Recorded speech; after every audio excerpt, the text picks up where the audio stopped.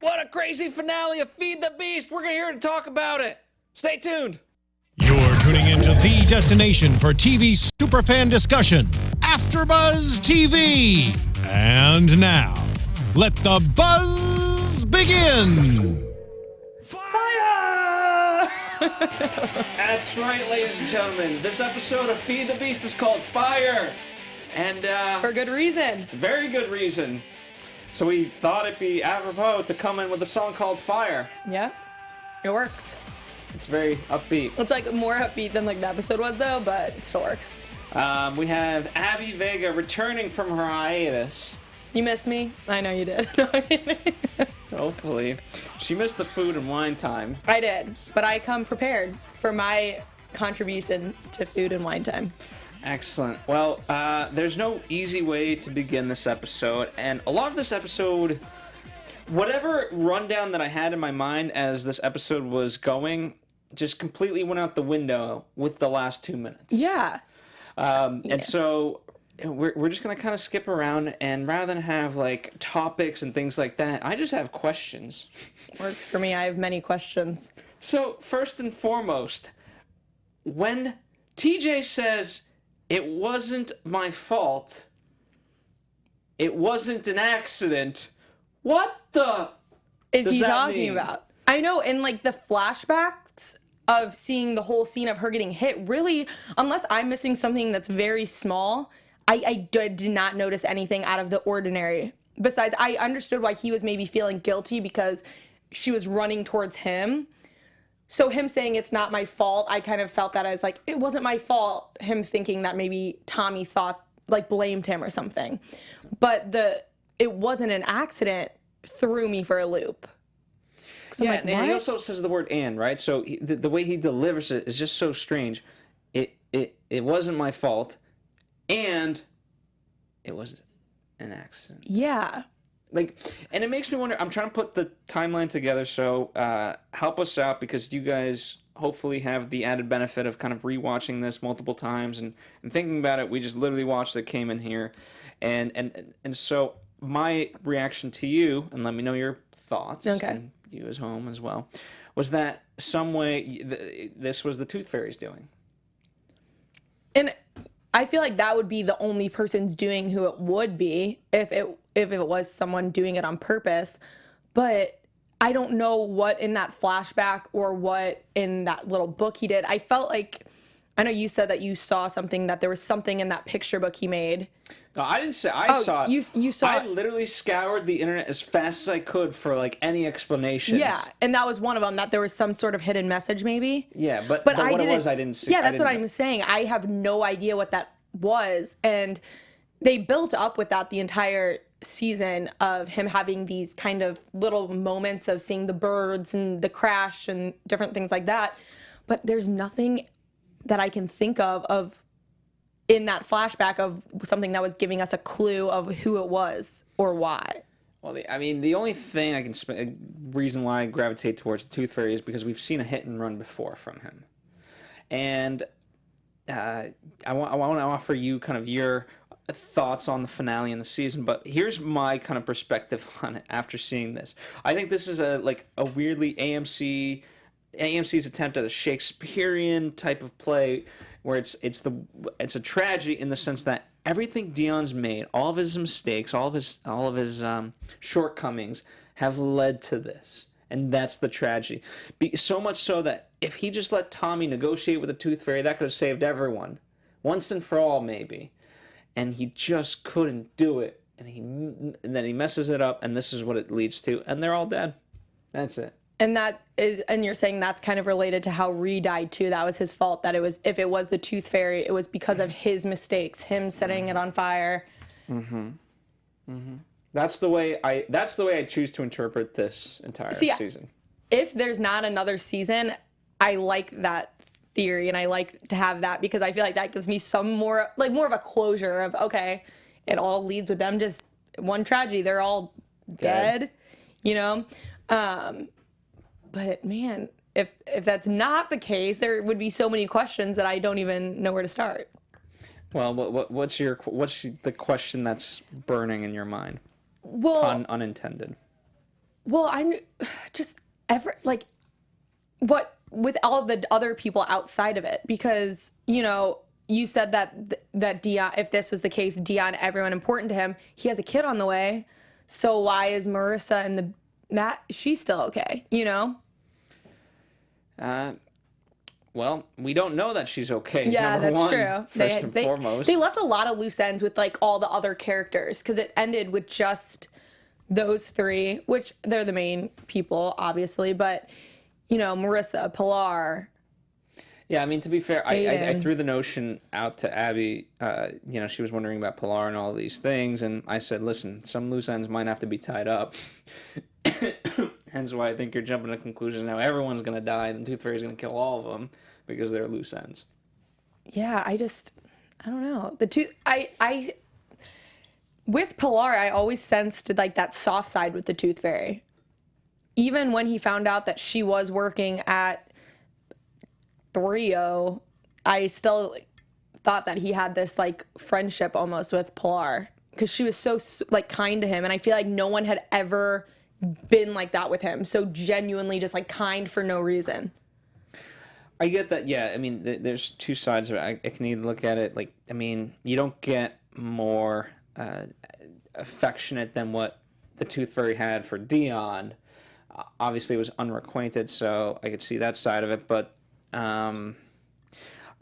it also displays the fact that he's willing at this point just to say F it and do what is necessary. And so if he has to kill Pilar, I wouldn't necessarily put it past him if she's a loose end. Well, what was the deal with him putting his dad back in prison, or wanting his dad back in prison? Well, it was the fact of, okay, if this is how you view me, you don't think that I'm strong enough and whatnot, you know what? Then F you. Especially now with the cop dead, our friend Guy, who we'll talk about, then you know what? Go back to prison and you will get shanked and then die. Okay, that's what I thought, and I thought that he kind of was doing it his dad is at the weakest he's ever been, so he kind of knew that him going back to prison, he would be done. Yeah. Okay, that's what I thought, but basically signed his death. Okay. Wow, ruthless, Patrick.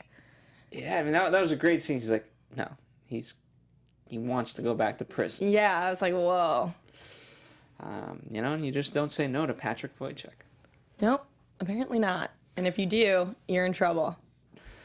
Yeah, I mean, this was a heavy episode. Yeah, I mean, what happens to Marissa? I don't know. Does she in some ways, does she just literally just leave town? I mean, what does she have to do here? She can go anywhere in the world. That's true. And at this point, unless I am completely forgetting something, because no one really had connected her with Dion and with her dad. So does Patrick even know that Marissa is pregnant with Dion's baby? I don't think he knows that she's pregnant. But she knows that that's the cop's daughter. Yeah, he knows that connection.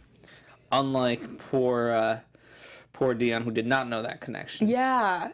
Wow. He's just terrible. That was a great scene, because finally the truth came out, and he's like, why are you worried about that piece of shit? I know, and I was just like, oh, because if your dad had just passed away and someone is sitting there saying he was a horrible human, like he got what he deserved, that was... But then he flipped the switch and he's like, I know what it's like to lose a parent. I know, but like, what else could he do at that? I don't know. But it was weird because... Apologize maybe for the first time in his life? I know. Yeah, Dion really hasn't ever said sorry. That's a good point. Even when... I guess he said sorry to Tommy but I just didn't buy it, really, about Ree. It was more of saying sorry to just say it. But again, if Dion didn't do what he did, if his pride aside, Tommy could have fixed it. Yeah. Oh, yeah, that really frustrated me, that whole scene. It bothered me a lot, because Tommy, at that point, first of all, he didn't have to be helping Dion, because even though he was helping kind of himself too with the restaurant, it was a lot of Dion's problem, and but it's frustrating that because of Dion, Tommy and his son, like I said, Tommy in this whole situation has never done anything wrong. He hasn't lied to anyone. No, I don't think so. Yeah. nothing that we know. Like, Pilar's lied to him, but whatever, they're happy, whatever. But Dion has done everything wrong, and still it was Tommy being the one to fix it in the most sensible way. Yeah, and you know what? It was also a great progression in terms of Pilar and his relationship, because he gets the notion from Pilar of like, you know what, maybe Patrick Wojciech isn't a bad guy. Maybe I can do business with the Tooth Fairy as a means of saving this, rather than just like despising him. And I really do think he took that from Pilar. Oh yeah, I definitely think so too. And I was hoping, actually, when they walked into the room, that Tommy was going to close the door before Dion could even go in. I was hoping that, but obviously that was too good to be true. I mean, Dion would have came in the door anyway. Yeah. So. It's one of those things. You know what? Speaking of going back to kind of Dion, right? He tries to get the money from Mr. Moran, and this is why I think the theory that I think about Dion and it being really a tale about him and his mistakes is because he says to him, like, when have you never been in trouble? You were always in trouble. And that to me was kind of like, oh, okay, I get it now. But I will admit, they did kind of surprise me, because every time, remember I turned to you when Tommy and Dion have that exchange, and he says, like, hey, don't get yourself killed. I'm the only one that should kill you. Yeah. I'm like, oh, maybe that's probably the signing of... Yeah, I thought maybe Dion was just going to get the boot. Yeah, and then the picture comes in with TJ, and he says, wait, I got to do this. I love you. Yeah, I was like, oh, for sure, he's dead now. Yeah, and even when until they actually showed Dion getting back to the house, I was like, oh, maybe I didn't know if Patrick was going to chase them down or anything. I thought Dion was done for. I thought for sure, but they managed to surprise us in the most interesting of ways. Yeah, and I guess that makes it makes it not like cooler, because you don't want to, but it shows kind of that just the person who does those, like, makes the bad decisions and the mistakes, aren't the one who's going to be punished for it. It affects everyone around them. So that's like with your little Shakespearean thing, you know? Like, it'd be too easy if it was just Dion who, you know, gets killed. And you know what? I joked about it, right? But be careful what you wish for, because if you're Pilar, she wanted a dead husband. She got a dead boyfriend. Yeah. Maybe. We don't know. I think that's assumed. It's implied, right? It's implied. I mean, listen.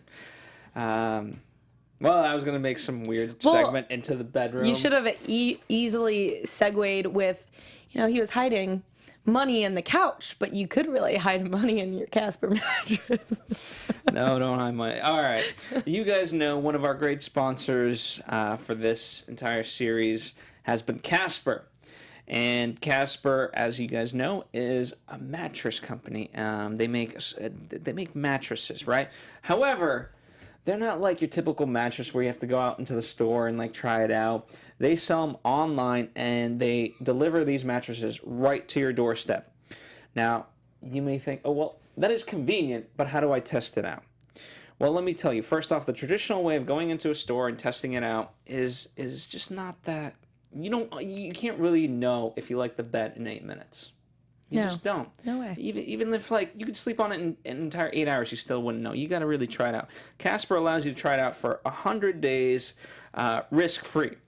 So that's a big bonus. So you get it right to your doorstep, and you get to try it out. It's very soft, breathable. It's amazing. And you know what? Instead of all those high markup prices that these normal mattress companies and whatnot, these stores have you paying for, no, because it's direct to consumer, they've slashed these prices. Wow.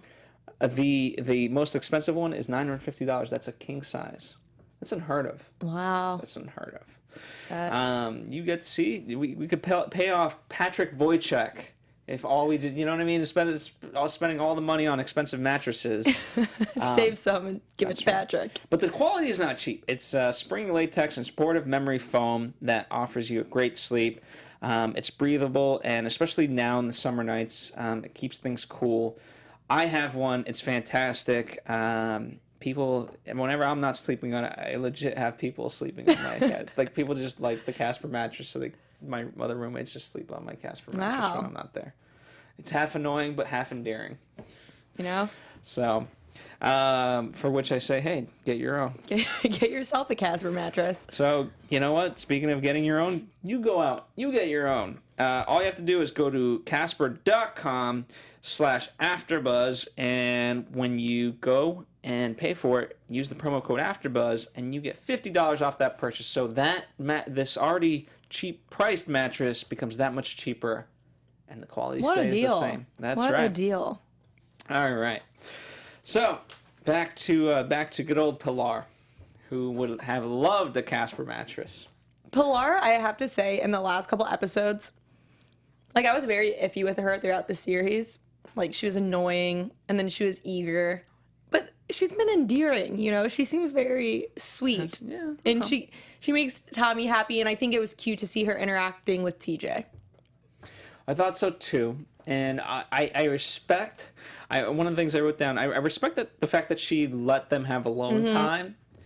But it's also, in some weird sort of way, had she not let that, then perhaps they at least could have lived and Dion would have died. I was just thinking that too. At the time, I was like, oh, that's so sweet. But then now I'm like, they just set that up so that those two go home. And Pilar is safe. Yes. You know, it's just so many questions. I did, okay, one of the things to kind of continue veering off slightly, you thought it was the cheesiest conversation ever. It wasn't Listen, if a guy did that to you, I could see you melting. No, it wasn't even the conversation that was like, ugh. It was like the way that they were like still on the phone, like looking. It's like you guys see each other and are still being like, oh, I'll pick you up now. Like, ugh. It was so dumb. All right, so I've tasked Abby with writing fan fiction for this scene. It's not going to be very exciting. Then you better do better than what they did. Okay. So, Pilar's just sitting in her office. Okay. And Schwimmer comes in. You in there? And then Pilar goes, yeah, I'm in here. And Schwimmer opens the door and, like, puts his arm against the wall with a bottle of wine. James, just play some porn music at this point or something. This is where it's headed. Keep going. Schwimmer comes in and goes, happy to find you here so late. And uncorks a bottle. Okay. And she goes, and she's just smiling, and then he can still say the smile thing, like, oh, I love your smile. And she's gonna be like, what are you doing here so late? And then he goes, you know, I just saw you in here and had to get my hands on you. And then they just, you know, they have a little moment, and he's like, oh, but wait, we gotta go to TJ's thing. And then they bounce. Okay, so if you learn nothing else from that segment, is that Abby likes aggressive guys with no tact whatsoever. Like not even the tact. Like I maybe you could have said like, oh, there's pipes that just need some work done. Like, I'm saying if I was sitting like in AfterBuzz and I had a boyfriend who worked here too, and they came in and they were on the phone with me across the room, and they're like, hey, you look so cute. And I saw them, and then they're like, where are you going later? Like, it's like, just come up to me. I'm right there. Okay. Do you feel that? All right. Yeah? You guys at home vote which story was better, cheesy. Abby's or what actually happened. I'm glad things were kind of progressing, and I felt like she, you know, I with the whole coffee and wanting to take him out, I felt like she wanted to tell him the truth. Like she was that was the setup for it. See, I didn't even take it as that, really. I took it as, wow, their relationship has been nothing besides talking business and kissing in this restaurant. Isn't that every relationship? I didn't even take it as her trying to be honest, but maybe she was. Because you could tell she was it was eating at her and she wanted to tell him the truth. But I didn't take the specific her wanting to go on a walk or get coffee as her time to do it. I just took it as her just wanting to be wooed. Well, okay, fine. That's a fine way to view at it. But part of it is like, yes, you can have that conversation there, but obviously she hasn't been able to have the conversation there, and I don't know, maybe she feels restricted in that place. Yeah. And then, you know, if you know there is an incident, then obviously it's just like last time what happened between Tommy and Dion. The whole restaurant knows about it, right? So if she takes him to go get coffee, whatever scene he might make, sure to make, at least it's outside the realm of the workplace. That's true, because they had been talking about the thin walls all episode 2. That makes sense. Yeah, I get it. Let's see. All right. What about the counselor? This counselor's probing away, trying to figure out this whole gun thing with Andre. I think she knows. Does she, or is she probing?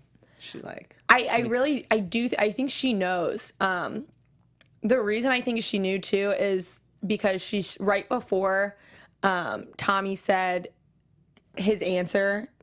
She had mentioned, I know when, you know, she said when a kid's lying, but I think she kind of meant to say like, I know when someone's lying. And it's such a sensitive thing. She can't go up to him and accuse, because she has no proof whatsoever on the situation. So I think she, like, in her gut, she feels like that's what happened, but she can't really do anything about it besides just try to kind of poke at it and see what's up. Well, what did I turned to you and I said, that's how you shut it down. Tommy, shut that down. Yeah, which was good. He was making me nervous for a while. I'm like, you are not going to actually go and tell that your son did that, right? No, you don't. Even though that like is, I guess, yeah, the right thing to do, but you got to protect your son, which I still can't believe that that's what he did with the gun. So much better. Yeah, so much better than what I expected. I was getting nervous, but... Well, you know, I mean, here's the thing. Remember, Tommy doesn't know that literally Andre burned down that stuff with the tree. That's so true. So... They don't know, like, the half of it. And the vandalizing, the... Yeah. So... Andre had it coming. Yeah, that little punk. He had it coming, you know, and hopefully this sets him straight. Yeah. Or, in somewhere, yeah, this is just a crazy theory. Is it because I'm thinking, because remember, or maybe you don't remember because you weren't here last week, but I brought up American History X in terms of like the gun and everything, and could it be like someone from Andre's? I don't think it would be his father, but someone that Andre could know, much like, you know, where the Tooth Fairy's dad has people while he's on the inside, he's got people working for him out in the streets. Maybe Andre's got people working out in the streets, and that's who made the leak. Made the leak? The gas leak. So take out the family. You think Andre's behind the leak? I'm just saying, I'm not saying that's what I think. I'm just saying it's a crazy theory that could be out there. Maybe. That's my American History X theory. Okay. I don't think that's the case, but maybe. Maybe. Maybe. We never know. One of the things I asked you, right? So, Dion and Tommy are both trying to save TJ, and they're like literally like half and half. Yeah. He's in the middle. So whose kid is this? That's gonna be one of the biggest thing that's gonna bother me about this, not knowing that, because, you know, we were talking about it a little before, is do we like at this point I truly did believe when Dion was kind of talking about how him and Ree talked, how that it was Tommy's kid, and there's more of a chance that it's Tommy's kid than it is Dion's. But the fact, I feel like if you have that question in your mind, you're never gonna let that go. It's so... Until you die. Yeah, so it's just like, and I agreed with Dion, I don't know about you, but when he goes, you've been acting weird towards TJ, I kind of got that vibe too before Dion even said that. Mm-hmm. Did you? A little bit. So I was like, if this is going to really bother you that much, you just need to find out. But at the same time, how scary is that to have your kid and then suddenly be questioning if it's even your kid? So it's like, I totally understand Tommy's side of it, but... Yeah. Messed up situation. Messed up indeed. Indeed. Let's talk about Aiden, the father. He is... You know what? We always knew that he loved TJ, mm-hmm. And obviously he confirms that today. I like... I don't know. I don't know how to describe it, but I enjoyed what they did with his character tonight in terms of going against Tommy, calling him Thomas, which I liked, and really pushing Tommy I don't know. I can't say in a good direction, but then again, I don't know if I can completely say in a bad direction. Yeah. Yeah, I like where the character went from like when we first saw him in the beginning of the season till now, because you truly do. The way that he said, you know, like TJ's crazy about me and all this stuff. I loved seeing that relationship the entire season. And when Tommy was kind of trying to like go against TJ, I think he needed Aiden to be like, no, you know, you're not doing that, you know, get whatever. I don't know. I liked it. I grew to like Aiden, which I didn't think. He was never someone I hated in the beginning, but I never thought I would like him, you know? Mm-hmm. Well, neither was Tommy. And at least he took his advice. Yeah. Which, in terms of TJ and this whole art show, I thought that was the most tactless stuff ever of, like, his dad is trying to be, like, invited to the art show. Meanwhile, in front of your dad, you invite Dion to the art show. And you invited your grandpa. Yeah. But at least, like, the grandpa, like, he invited him separately without... Yeah. Like, you did... Like, 2 seconds after your dad's like, hey, can I come? And what did he even do? Did he... Like, nothing. Like, nothing. And then when Dion brings it up, he's so excited about him going. Which is, I think that might be a thing where you're kind of supposed to... I think they wanted viewers maybe to go towards the direction of Dion maybe being TJ's dad, or like making you think that a little because their connection's a little better. I don't know. Maybe, but that's a weird way of doing it. Or maybe the fact that kind of mirroring what Aiden and Tommy have, the fact that TJ and Tommy have like probably one of the world's worst relationships. Then it's like, okay, well, they must be father and son because that's how Tommy and Aiden are. Yeah, or I was actually thinking, too, just now, is kind of Dion's relationship with Ree is kind of reflected in him and TJ's relationship a little bit. I don't know. See, there you go. It works on both both levels. It does. So, do we think 100% that the gas leak was caused by the Tooth Fairy? Okay. The reason I'm thinking that there's a possible other person who might have been involved is because nothing the Tooth Fairy's ever done before has been this secretive. You know what I mean? Like, he's a very straightforward. He just walked in to people's restaurant and just like shot them. So I'm kind of confused to why they would suddenly have it be this secret thing that he did. Because that's the whole a fire was the whole reason why Dion owed money to the Tooth Fairy. No, I know, but I'm saying that, like, he could have done it. I feel like the Tooth Fairy, with the way he's been recently, with his, like, just straightforward with everyone and kind of, like, tormenting them almost before, like, the cop. He, like, talked to him before he killed him, all his stuff. To me, I feel like the Tooth Fairy maybe would have, yeah, he could have still done the fire thing, but I think he would have let Dion know this, hey, I'm taking this away from you. And then if he wanted to kill them, he could kill them. Let's be honest. The Tooth Fairy has people. He could figure out a way. But remember, what's the one thing in this equation? Love. That's true. He has, you know what I mean? At the end of the day, he still loves Dion. And so maybe he can't do it face to face. Maybe. And the only way he can do it is through this gas. Yeah. And again, it's very symbolic of like, okay, you took down my restaurant, I'm taking down yours. No, yeah. Like, because I mean, I can't honestly think of anyone else it would be who would have done this, but it's just very different than any other thing we've seen the Tooth Fairy do. You know what I mean? Do you like understand a little bit what I get it. I just don't buy into it. Yeah. Just like you don't buy my American History X theory. Like, I couldn't come up with any other person right now that I would think would have caused the gas leak, so I'm assuming it's the Tooth Fairy, but it was just very different than what he's done before. No. Certainly wasn't Moses. No. He was a good guy. Good guy.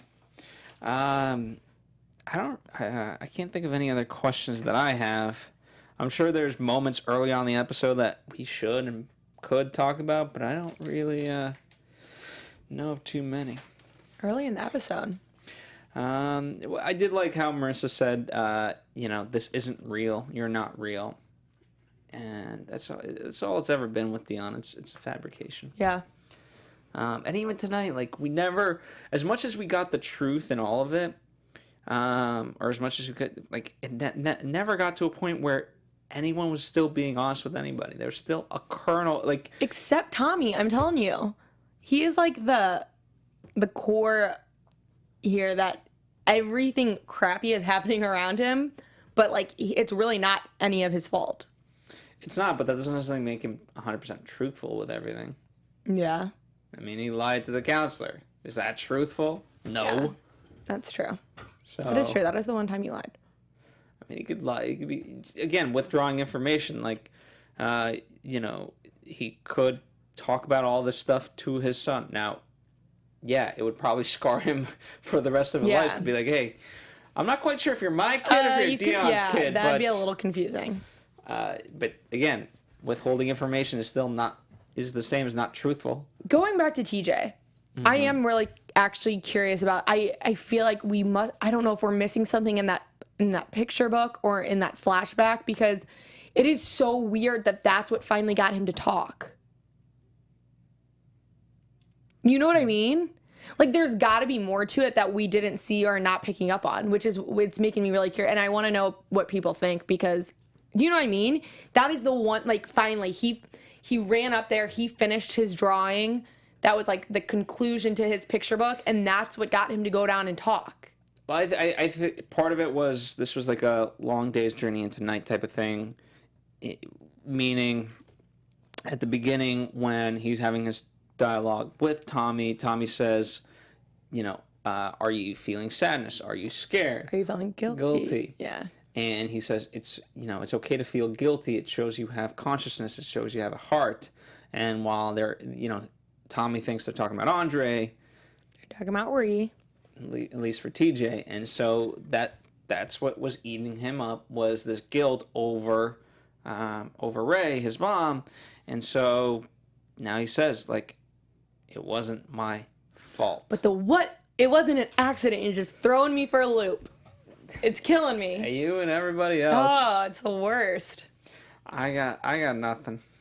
I'm tapped out. Same. I can't even, because we rewatched it and there was nothing. We watched the ending, not the entire episode. Well, like the flat, because they finally showed like the full flashback of her running into the street and getting hit.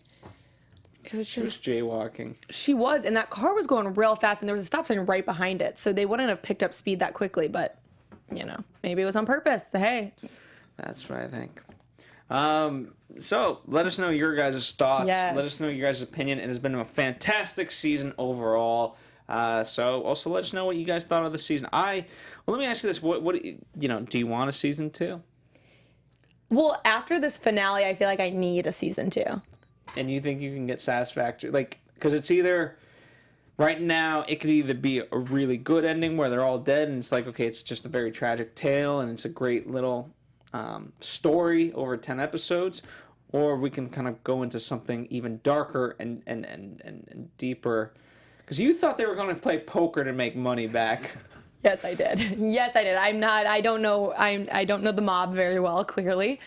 No, I mean, like I said, there are just like so many different questions in relationships that I would be curious to see. Like, Pilar, would she be honest? You know, what's going to happen with Aiden and his health? And would he end up asking Tommy? Is Tommy the dad? Is whatever. But then at the same time, it's like, but I want like someone to tell me that that's the ending. Like, that's what it was supposed to be. Mm-hmm. You know what I mean? It's like, it's got to be one or the other. It's like, that's what we wanted it to be, and then I can be content with that. Sure. Or there's so many questions. So I don't know. Well, we'll see. There's no official word on season 2 one way or the other, so we're going to be tormented a little bit more.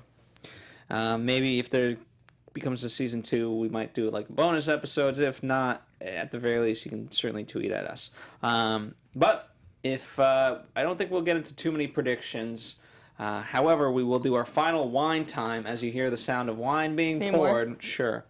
And if this is it, you know what? It's been a pleasure having you. It has been great. _ Abby Vega at AfterBuzz TV. And if this was it, so be it. Bye for now. But we're going to continue with wine time if you want it. No, because there's some people that don't care like for wine time. Yeah, that's okay. So for those people, we're signing them off.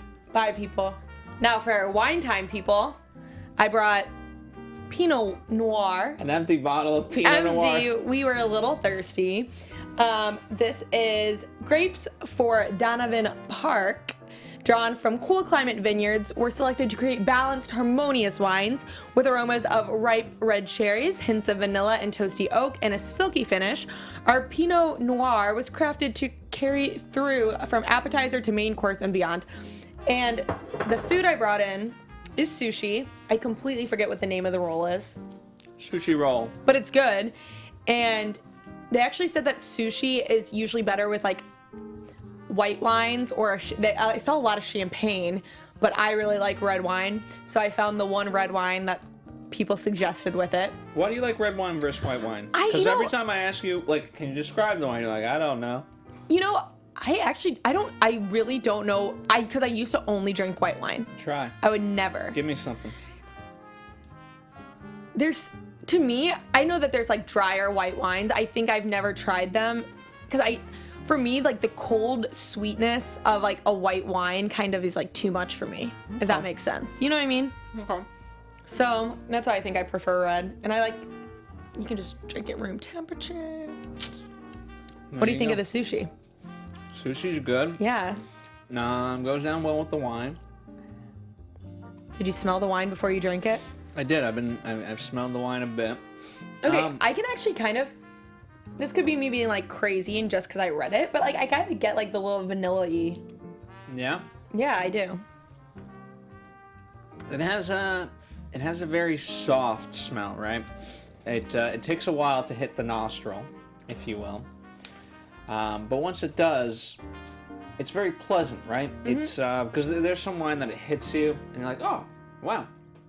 This is it's a lot smoother, right? Oh yeah. It goes down a little bit easier, and I would say, kind of in terms of drinking the wine, it's very much in that way. Yeah, it says it's very silky and just velvety. Yeah, soft. Very soft. Yeah.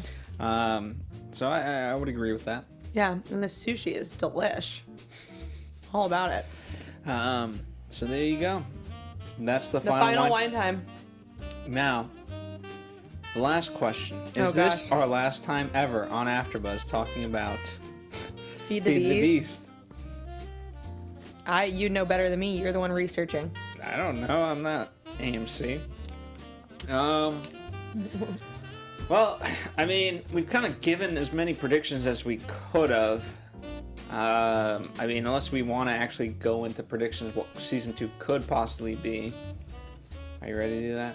Mm-hmm. Sure, I might as well. Let's go into predictions. And now, your AfterBuzz TV predictions. You want to go first? Sure. So, if there is a season 2, in that regard, they have to be alive, right? They have to some way survive. Yeah, there's a season 2. There's no way you can kill off 3 of your main characters. And the show is so...